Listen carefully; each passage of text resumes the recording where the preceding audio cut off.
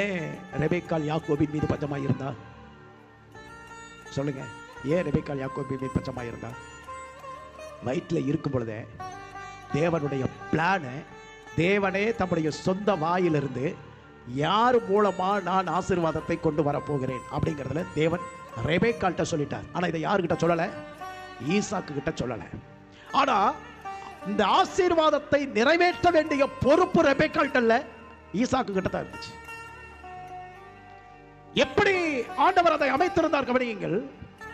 ஈசாக்கு எவனை ஆசீர்வதிக்கிறானோ அவன் தான் ஆசீர்வதிக்கப்பட்டான்.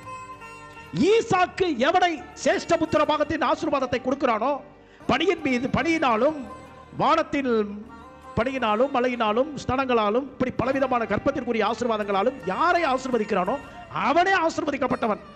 இன்னொருவன் ஆசீர்வதிக்கப்பட முடியாது. ஆனா ஆசீர்வதிக்க வேண்டும் என்று நினைக்கிறவன் யாரை ஆசீர்வதிக்கிறதற்கு காத்திருக்கிறான்? ஏசாவை ஆசீர்வதிக்கிறதற்கு காத்திருக்கிறான். ஏசாவை ஆசீர்வதிக்கிறதற்கு காத்திருக்கிறான்.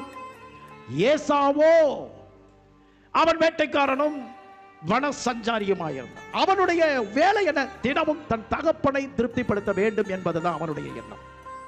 ஏன்னா ஆசீர்வதிக்க போகிறது அவருடைய தகப்பனான். ஆனால் யாக்கோபோ குணசாலியும் கூடாரவாசியுமாயிருந்தான். கரங்களை உயர்த்தி தேவனை மகிமைப்படுத்துவோம். நான் எனக்கு இந்த வசனத்தை படிக்கும் போது தியானிக்கும் போது எனக்கு ஒரு பெரிய ரகசியம் என்னன்னா, யாக்கோபு ஆசீர்வதிக்கப்படக்கூடாதுங்கிறதுல மிகவும் திட்டமும் தீர்மானமுமாயிருந்த ஈசாக்கினுடைய எண்ணத்தை மாற்றி அமைக்கக்கூடிய வல்லமை தேவனுடைய கையில இருந்தது. யாக்கோபு ஆசீர்வதிக்கப்பட வேண்டும் என்கிற சிந்தனை ரெபெக்காளுக்கு அதிகமாயிருந்தது. ஸ்தோத்திரம். ஏசா ஆசீர்வதிக்கப்பட்டு விடக் கூடாது என்கிறதிலே ரெபெக்காள் மிகவும் கவனம் உள்ளவளாய் இருந்தான். எனக்கு ஏசாவும் ஒரு பிள்ளைதான், யாக்கோபும் ஒரு பிள்ளைதான். ஆனால் தேவனுடைய விருப்பம், தேவனுடைய திட்டம் ஆபிரகாமுக்கு சொன்னது நிறைவேறணும். அதுல ஒரு இம்மி கூட மாறிவிடக் கூடாது என்பதற்காக தேவன் யாக்கோபுக்காக ரெபெக்காளுடைய ஆவியை கிளப்பி இருந்தார். கரங்களை உயர்த்தி தேவனை மகிமைப்படுத்துவோமா? ஆனால் ஆசீர்வாதத்தின் பாத்திரம் எங்கே இருந்தது என்றால், ஆசீர்வதிக்க வேண்டிய பாத்திரம் ஈசாக்கினுடைய கையில இருக்கிறது.